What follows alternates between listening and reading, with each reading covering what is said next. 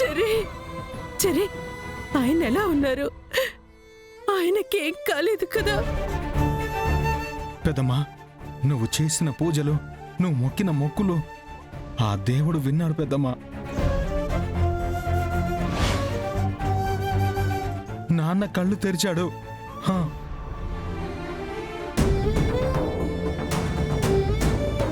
నాన్న నిన్నే కలవరిస్తున్నాడు పెద్దమ్మా. నిన్ను చూడాలని అంటున్నాడు. శివయ్య, వెళ్దాం పద. చెర్రీ, నాకు తెలుసు చెర్రీ, ఆయన గుండెల్లో నేనున్నానని నాకు తెలుసు. అది ఇక్కడికి రావచ్చు, ఆయన కళ్ళు తెరిచే వరకు ఉండొచ్చు, కానీ ఆయన మామూలు మనిషి అయిన తర్వాత ఒక్క నిమిషం కూడా ఈ హాస్పిటల్లో ఉండడానికి వీల్లేదు. ఈ జన్మలో ఆయన నన్ను మర్చిపోరని నాకు తెలుసు. పద చెర్రీ, వెళ్దాం. పెద్దమ్మా, నీతో ఒక విషయం చెప్పాలి. చెప్పు చెర్రీ. నువ్వు రాకపోతే నాన్న బ్రతకడని డాక్టర్ చెప్పేసరికి నువ్వు హాస్పిటల్కి రావడానికి అమ్మ ఒప్పుకుంది. కానీ కానీ నాన్న పూర్తిగా స్పృహలోకి వచ్చేదాకా మాత్రమే నువ్వు అక్కడ ఉండాలని చెప్పింది. ఆ తర్వాత నువ్వు అక్కడ ఉండకూడదని చెప్పింది పెద్దమ్మా.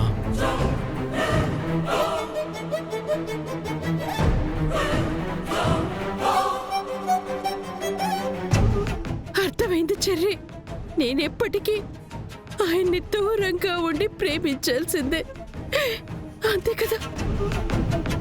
పెద్దమ్మా, చెర్రీ, నేను ఎంత విచిత్రమైన భార్యనో తెలుసా?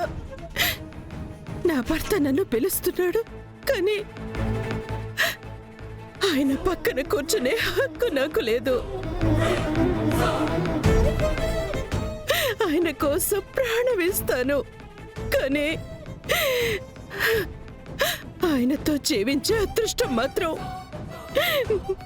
నాకు లేదు. కొంతే కర్ణుణ్ణి దూరంగా చూసి బాధపడింది. నేను నా భర్త బతికుండగానే దూరంగా చూస్తూ బతుకుతున్నాను. ఇదే చెర్రీ, నవ్విదే. పెద్దమ్మా, నువ్వు ఇప్పుడు రాకపోతే నాన్న మళ్ళీ కళ్ళు మూసే ప్రమాదం ఉంది. మనం వెళ్దాం పద. పద పెద్దమ్మా, పద. ఆయనకేం కాకూడదు. పద. పద.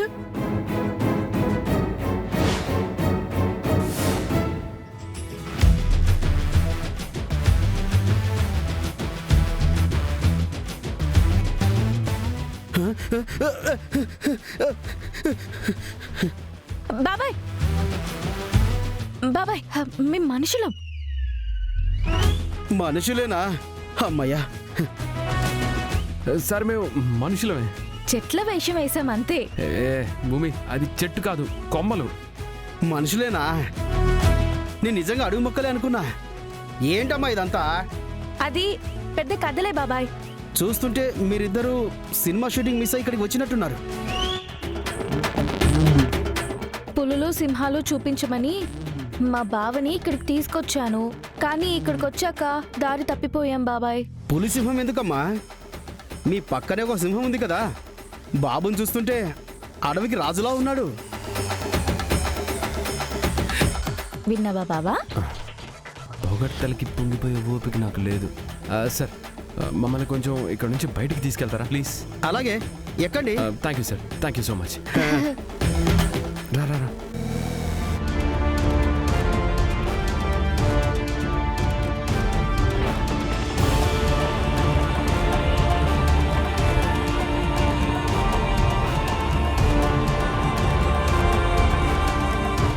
బాబాయ్, మీ పేరేంటి? పెంటయ్యమ్మా. అబ్బా, ఎంత మంచి పేరు. పేర్లే ఉంది. ఎందుకు లేదు? పెంటయ్య కూడా దేవుడి పేరే. అదే కదమ్మా, మా ఊర్లో నన్ను పెంటయ్య స్వామిని కూడా అంటారు. ఇలాంటి దేవుడి పేరు నేనెప్పుడు వినలేదే. భక్తులు తక్కువ సారు. లేదంటే ఇప్పటి గుడి కట్టేవాళ్ళు.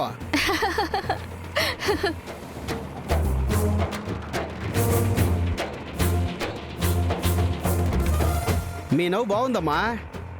బాబు గారు మాత్రం నవ్వుతే ముత్తలు రాలిపోతాయేమో అన్నట్టున్నాడు. అతను అలాగే ఉంటాడులే. పెళ్ళి ఎంతకాలం అయిందమ్మా? కొంతకాలమే లేండి. ఇప్పుడు ఇవన్నీ అవసరమా? నీకు టెన్షన్ లేదా? అర్థమవుతుందమ్మా. కొత్త జంటలు మాత్రమే ఇలా షికారు చేస్తారు. ఏ ముందు ఆటో నడుపు. నడుపుతున్నా సారు.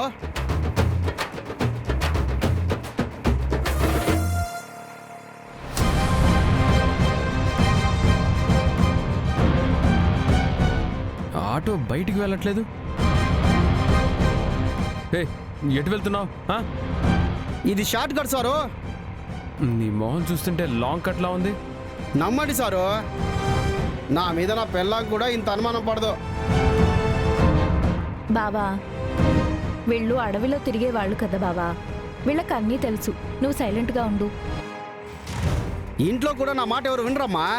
కనీసం మీరైనానండి. ఏమో ఎటు వెళ్తున్నావు? రోడ్ ఎక్కితే కానీ క్లారిటీ రాదు.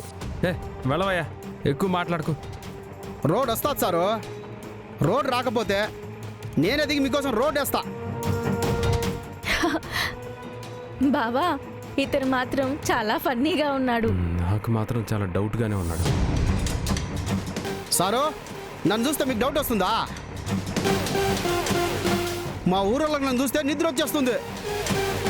ఎందుకు? నేను మాట్లాడడం మొదలు పెడితే అందరూ పడుకుంటారులేమ్మా. ఆ విషయం ఇప్పుడు అర్థం అవుతుందిలే.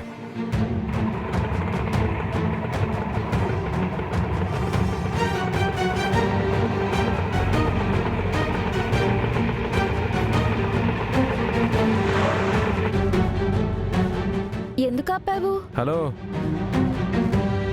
ఎందుకు ఆపావు? మీరు చేరాల్సిన చోటు వచ్చింది, దిగండి. వాట్? ఏయ్ ఏయ్